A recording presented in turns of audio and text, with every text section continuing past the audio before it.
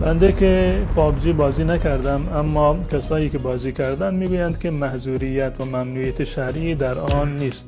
به صورت کلی بازی که در آن تعظیم غیر الله نباشد، یعنی این که تعظیم به بت نباشد یا تعظیم به صلیب نباشد، و دیگر این که در آن شرط بندی و قماربازی نباشد، یا این که منجر به ترک واجب شرعی مانند ترک نماز نشود، مانند ترک خدمت پدر و مادر، مانند ترک واجبات زندگی زناشویی و حق زن و فرزند نشود، در این صورت از نظر شرعی اشکالی ندارد و در حد سرگرمی جایز هست. منتها انسان نباید خودش را به یک بازی بگونه‌ای عادت بدهد که در واقع از کار و زندگی بیفتد. اما اگر این محظوریت ها را نداشته باشد، اساساً از نظر شرعی هم جایز هست.